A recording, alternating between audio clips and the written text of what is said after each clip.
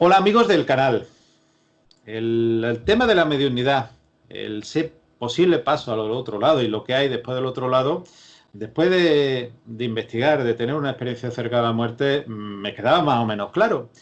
Pero el contacto con esos posibles seres que han pasado a ese otro lado era lo que a mí tenía una duda. Y un día, fruto de la casualidad o de la causalidad, asistí a una charla que da quien hoy es nuestro personaje que viene a hablar con nosotros.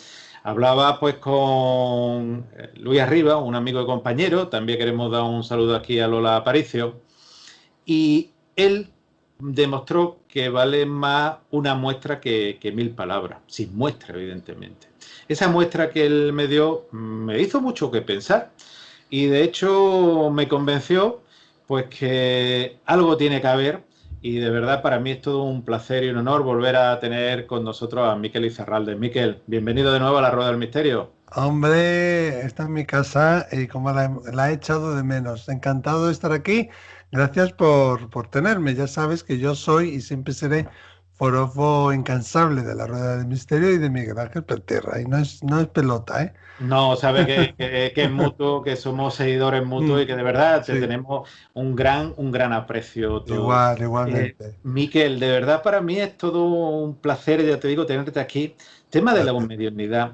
Mm, Seguro que los seguidores del canal pues lo conocen muchos de ellos, que la mediunidad, pero a mí me gustaría de mm. alguien como tú, como una persona un día no sé si se levanta y dice soy medium o empieza a recibir una serie de mensajes o qué es lo que ocurre, porque yo cuando hablaba de la experiencia cercana a la muerte, dice, uno no se levanta por la mañana y dice voy a tener una experiencia cercana a la muerte. Me Claro. imagino que la mediunidad pasará lo mismo, ¿no? Claro, yo es que fíjate, además es algo que he peleado contra ello, he luchado contra ello, he intentado no tenerlo, apagarlo, ocultarlo, ser normal como los demás, sobre todo en la adolescencia, ¿no? Yo, en mi caso, bueno, pues es algo que lo tengo desde que tengo uso de razón. Desde niño siempre era el raro, el que decía las cosas extrañas, el que a veces decía predicciones o hablaba de seres fallecidos y todo el mundo se asustaba. Pero bueno, como vengo de una familia muy católica y de un barrio alejado del casco urbano, de un pueblo muy pequeñito, pues siempre me crié como, ¿sabes?, entre el mismo ambiente, entre la misma gente.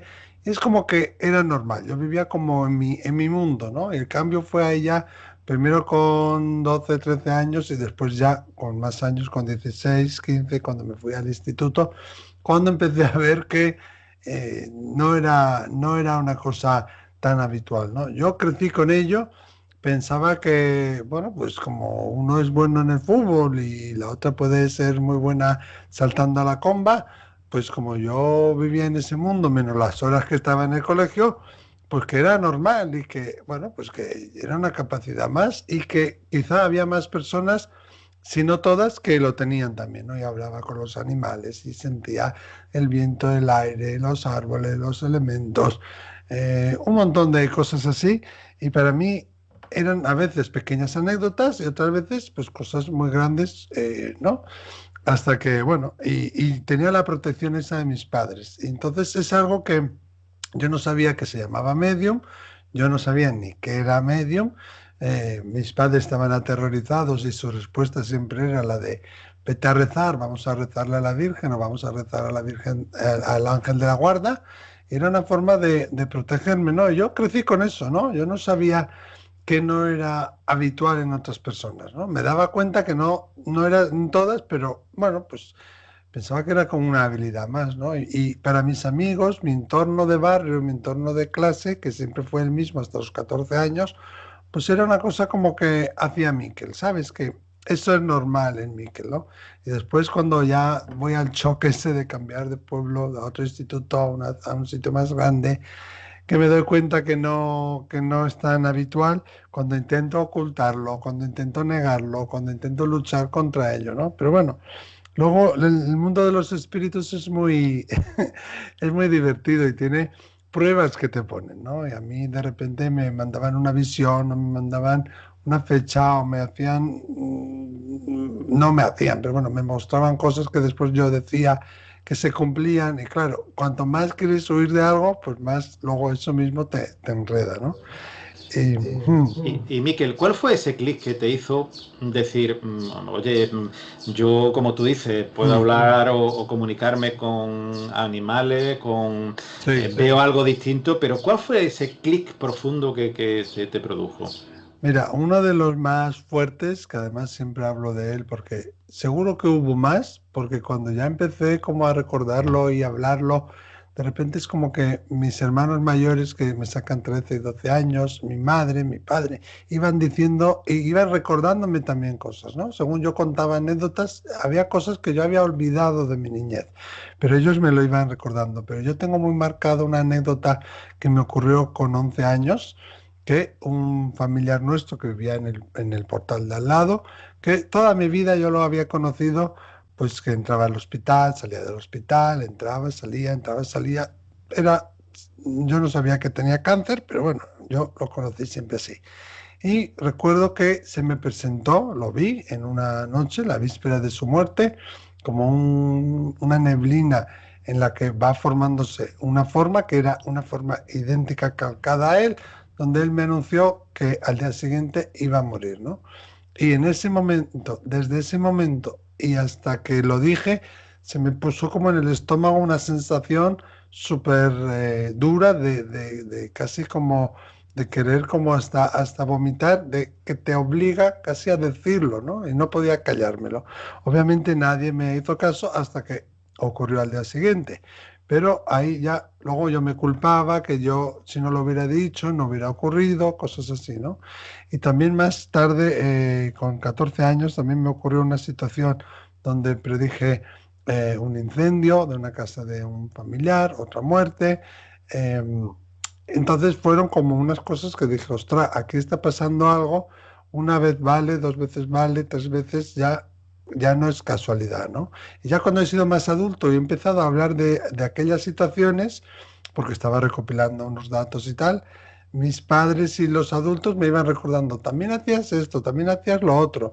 Por ejemplo, yo no me acordaba que cuando yo era niño, en la casa natal, en el caserío de mi madre, donde pasábamos los veranos, cuando alguien perdía algo, me mandaban a mí a buscarlo, porque decían que yo tenía la habilidad de encontrar las cosas, ¿no? Incluso una vez una joya pequeña en una playa que alguien había perdido, pues yo lo encontré, ¿no?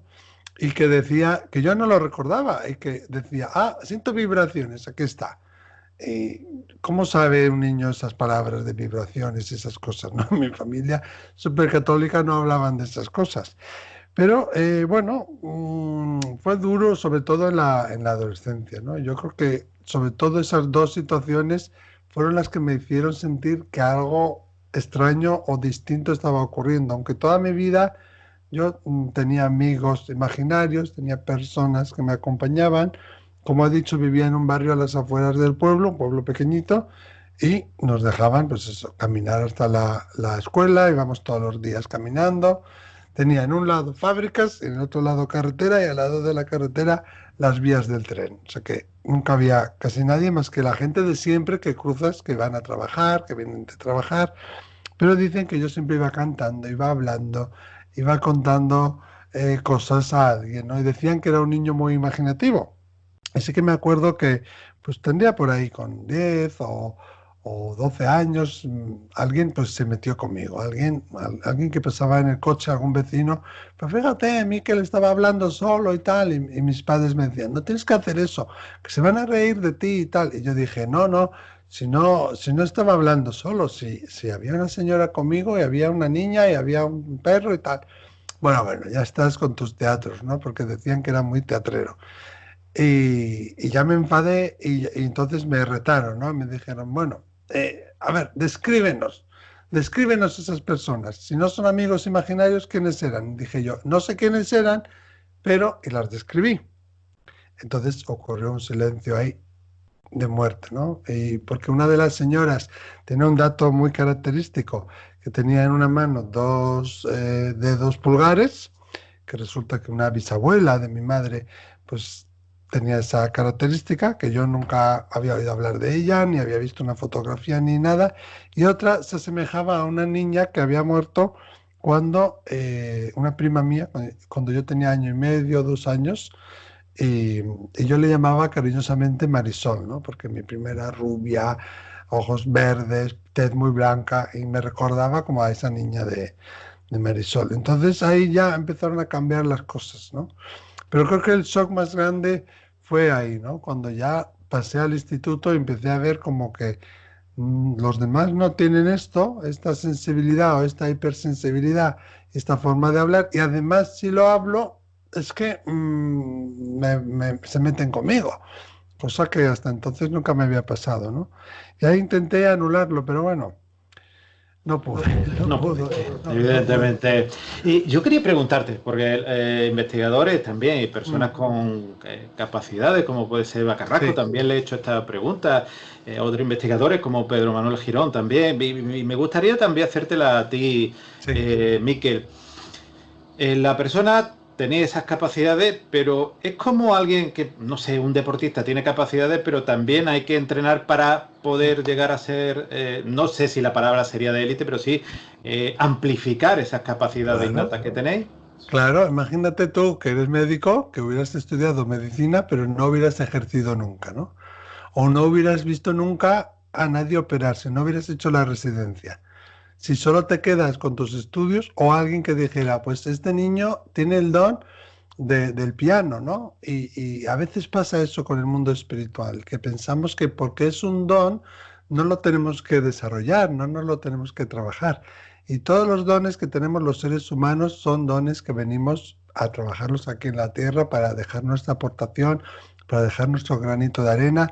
Uno puede ser un gran orador, el otro un gran médico, el otro un gran profesor, ¿no? Cada uno tiene su parcela.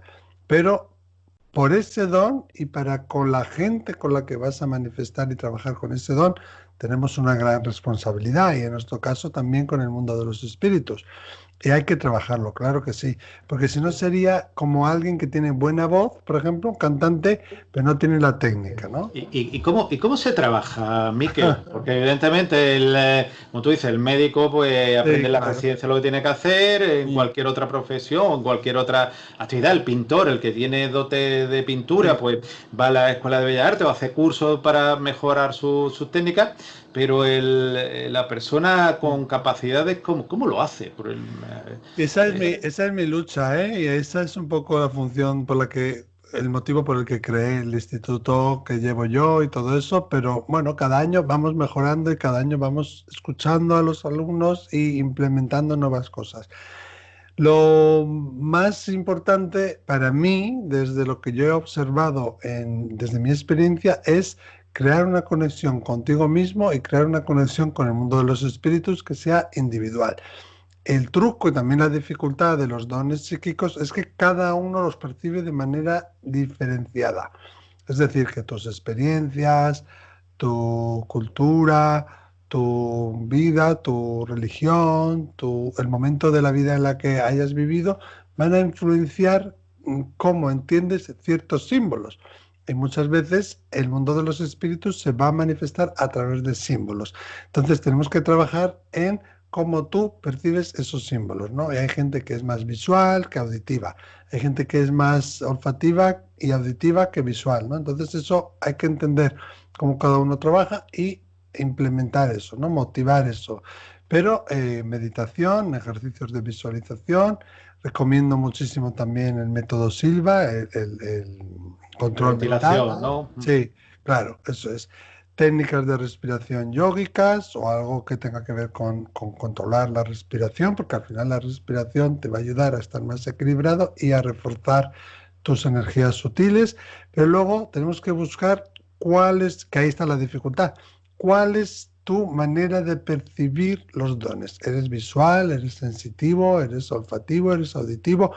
Son dos cosas, dos áreas que manejas, es solamente una, son más de dos, y ahí empezar a machacar como en el gimnasio desde muy poquito, desde la base muy simple e ir complicándola más de repetir, repetir, repetir y repetir. Coger un ejercicio, Venga, vamos a hacer, imagínate que una persona es visual, pues vamos a hacer ejercicios de telepatía, ¿no? Por ejemplo, con las cartas Zener, ¿no? Que es una cosa muy ya reconocida y ya estudiada. Entonces, ese ejercicio lo empezamos a repetir, repetir, repetir y poco a poco le vas añadiendo más dificultad, hasta que ya, digamos que se hace como una resistencia a ese ejercicio y entonces cambias el ejercicio.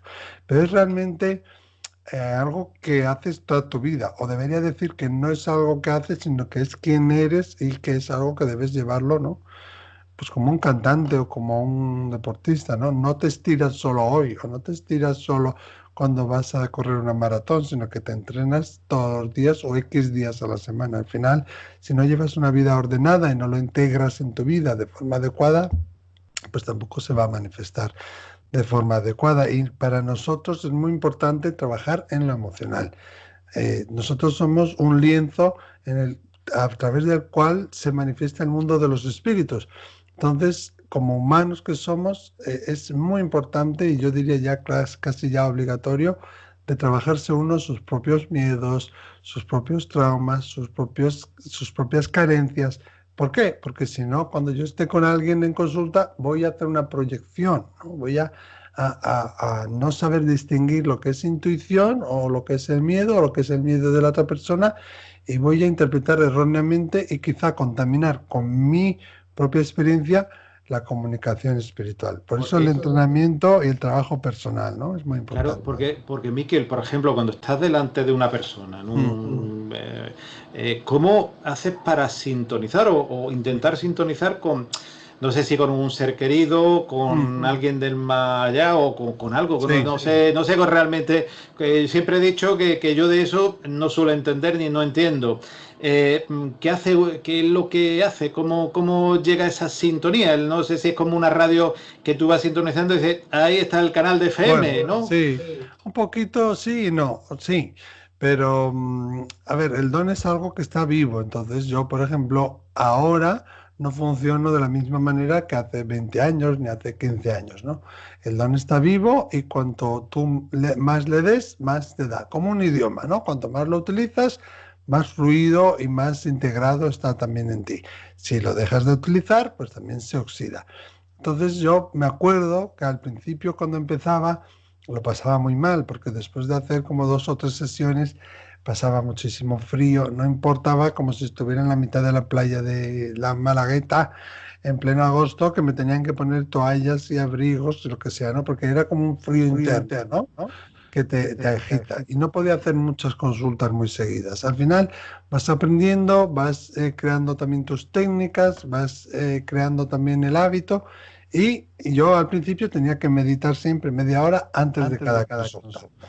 Y tenía que hacer las consultas mediúmnicas de pie, no podía ser sentado. Pero bueno, fui viendo a otros mediums cómo trabajan, otras personas cómo trabajan, y vi entendiendo que no había solo una manera y que ellos, el mundo de los espíritus, te va a escuchar si le haces una petición. Entonces, bueno, pues es una relación de a dos y poco a poco fui entendiendo que no, que ellos no tienen el control, que yo controlo, que en vez de que el espíritu se me ponga aquí en mi cara, puedo pedirle que se ponga un poco más lejos, entonces ya no tengo ese frío, ya no me va a afectar tanto físicamente. Luego empecé pues a hacer ejercicios de respiración, que eso es algo que hago siempre, ¿eh? Antes de, sobre todo una demostración pública, antes siempre me voy 10 minutillos a prepararme, hago mis pranayamas y hago unas oraciones y después salgo, ¿no? Porque lo que quieres es dar el mayor número de mensajes y el mayor número de mensajes positivos posibles que sean de ayuda para la gente. Entonces, esa es mi técnica. Ahora, ya con el paso del tiempo, es como que yo me enfoco en la voz, ¿no? Yo me concentro en la voz y a través de la voz es como que mi mirada o mi intención viene como hacia esta parte, casi como si saliera fuera de lo que es mi psique y ahí ya ¡pum!, empiezo a conectar, ¿no? Y es casi inmediato. Y cuando no quiero, la mayoría de veces también consigo que no se dé. Pero antiguamente no, tenía que hacer todo ese ritual de meditar, de rezar, de ponerme de pie. Pero bueno, vas aprendiendo también, ¿no? Me fui haciendo adulto también en ese área. Uy, Ahí salta, no sé si, yo creo que son de Maca, son esos bots que salen. Miquel, quería preguntarte, aquellas personas, por Sí. ejemplo, que hacen críticas, porque hay incluso películas que hablan sobre ello, Luces Rojas, esa Mm, preparación de algo preparado, Luces Rojas, y recuerdo a los seguidores una película del protagonista Robert De Niro, un supuesto también mm, medium, pero que realmente lo que hace es una preparación con un equipo que le va contando qué es ya. lo que le pasa a cada persona, ¿no? Desgraciadamente, aquí en la península ibérica, en España, hemos visto que también ha habido personas así, pero Mm, claro, esto es como, quizá me da la impresión que es cuando tú generalizas algo, no eres justo, ni ya. todos de una profesión son malos, ni todos son Mm, buenos, ni todos son regulares. Son cada uno personas. Pero sí. esas personas muy críticas, que evidentemente esa pregunta me gustaría también hacértela, ¿tú qué les dirías? Mm. Bueno, primero, y esto va para todo el público, que todos tenemos días buenos y malos, ¿no? Y que si tú ves que tienes un día malo o que estás enfadado con tu mujer, pues igual no deberías hacer consultas ese día, ¿no? Está bien ser crítico, yo creo que tenemos que ser críticos y también creo que es una de las razones por las cuales desde el gobierno, desde instituciones se quiere regular todo lo que es las terapias alternativas. Pero también creo que para regular tienes que saber de qué va la temática y no meter a cualquiera que no, con perdón, no tiene ni idea de esa temática y meta a todo el mundo en el mismo saco, ¿no? Desgraciadamente hay muchas personas que hacen mucho ruido, que están en la televisión, que están en shows de esos de canales específicos, de 906, de no sé qué, y que no le dan la dignidad, el respeto a este medio como yo creo que debería tenerlo, ¿no? Eso al final depende de cada uno y el ejemplo de cada uno. Que sea escéptico, que no crea o que sea un poco mal pensado, puede ser hasta bueno. Pero también te digo que al inconvencible no lo puedes convencer. Desgraciadamente ese tipo de personas es a través de una experiencia y muchas veces una experiencia dura cuando se convencen, ¿no? Pero no tenemos que pasar por eso, no necesitamos pasar por eso, ¿no? Lo podemos Hablábamos, hacer. o hablaba yo al principio, Mm, Miquel, de que, bueno, alguien muy conocido del misterio me dijo, ve a ver a Miquel sí, que te va a sorprender. Yo no te conocía, tengo que decir, ya, no sabía, bueno, me había escuchado alguna vez, pues quién era, pero no te conocía en persona. Te saludé, pero simplemente hola, sí. hola, adiós. Y una persona que fue Luis Arriba llegó bastante más tarde Mm, que nosotros y se sentó en la parte de arriba. Y le contaste, digo para los seguidores, sí. le contaste gran parte de las cosas pues, que él me había contado de una forma muy personal 3 o 4 días antes tomándome un café aquí en casa.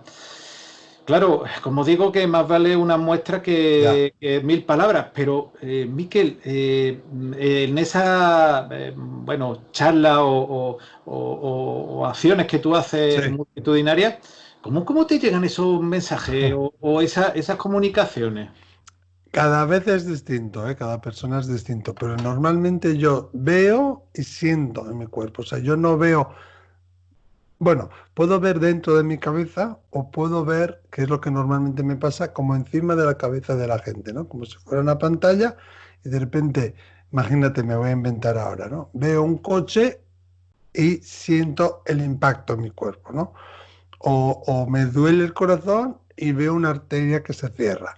O veo una persona le veo la cara de la persona o muchas veces como el busto y siento su emoción en mí, siento la manera en la que murió. Entonces, al momento en el que... Y a la vez que está esa persona, hay como un montón de personas más, como en un patio de colegio, que están como más sutiles, como en segundo plano, pero están deseantes de participar, pero en cuanto le haces caso a esta persona, como casi como si alguien estuviera en una fila y llamara a su nombre y dan un paso al frente, pues un poco de esa manera, ¡pum!, se acerca más y ahí me empieza a venir como un fluir de información, ¿no? Y muchas veces no sé ni lo que estoy diciendo, después no me acuerdo de lo que he dicho.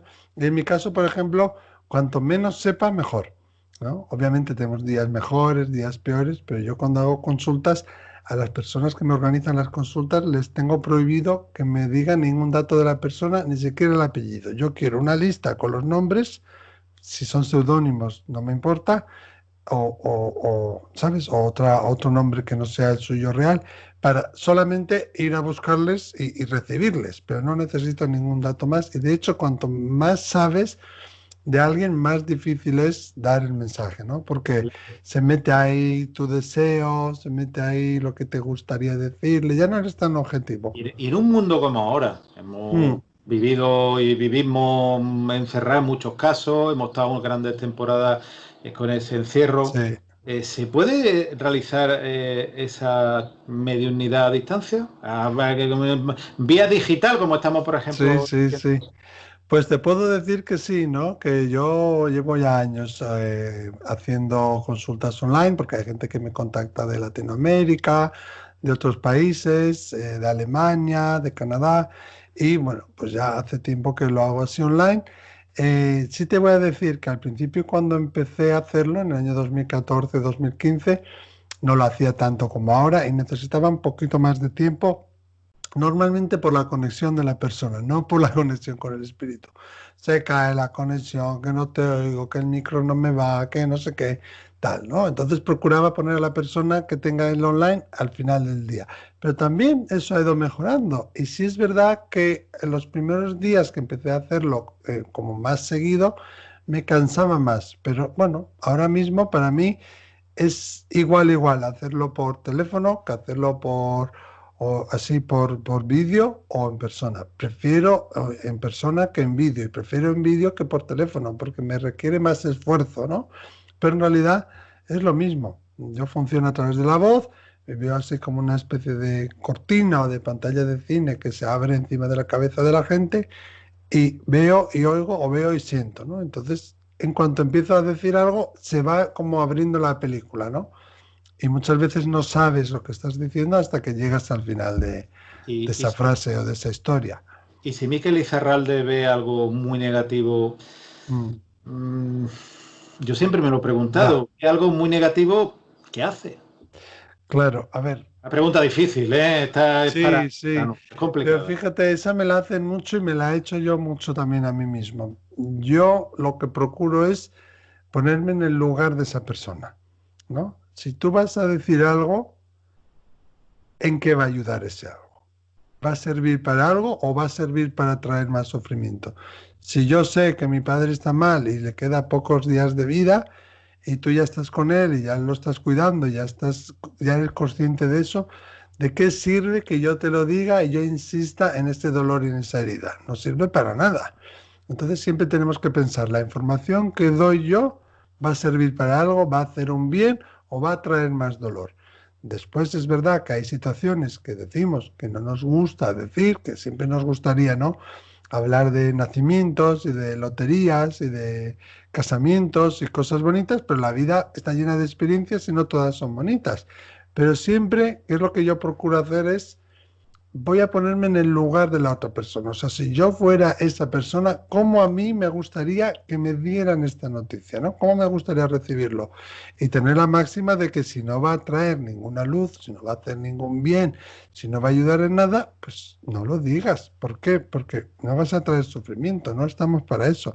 Pero también creo que tenemos la responsabilidad de darles toda la información posible, ¿no? A no ser que alguien te diga, yo sobre eso no quiero saber, que también pasa, ¿no? Pero no es tan fácil elegir, ¿eh? Cuando te hablan los espíritus es como unos fuegos artificiales, pum, pum, pum, pum, como una serie de información que viene, que muchas veces está concatenada, y la primera información se relaciona con la quinta y la quinta con la octava. Entonces, a veces el obviar una información puede hacer que luego no puedas discernir ciertas informaciones que vengan más tarde o no saber con claridad con qué tiene que ver. Pero bueno, al final también existe la técnica, ¿no? Y si lo tratamos con amor y como a nosotros nos gustaría recibirlo, creo que todo o casi todo se puede decir con responsabilidad. Y Mikel Izarralde, persona, Sí. ¿cómo recarga las pilas? Porque evidentemente poder estar en contacto o estar o recibir esos mensajes, habrá un momento que habrá que poner Mm. el power Sí, off, ¿no? En algún sí, momento. sí, sí, sí, todos los días. Yo vivo en San Sebastián, pero vivo en el campo, entonces tengo la suerte de tener animalitos y tengo la suerte de que abro la puerta de mi casa y puedo caminar descalzo, puedo abrazar árboles, me meto los pies en un río. Para mí eso es lo más importante, ¿no? Mis animales y la naturaleza. Y cuando siento que realmente tengo mucha carga, pues me voy al mar, me meto los pies en el mar. No es el Mediterráneo y está un poco frío a veces, pero oye, también te ayuda para quitarte las energías, ¿no? Pero la actividad física, el tener un equilibrio diario de lo que te decía yo, meditación, oración, alimentación y luego la naturaleza. Para mí es vital la naturaleza. Y luego, ¿sabes lo que ayuda mucho? Tener una familia muy unida y que no tiene pelos en la lengua. Porque si tienes una madre como la mía que dice lo que Encantadora, piensa, sí, sí, encantadora. gracias.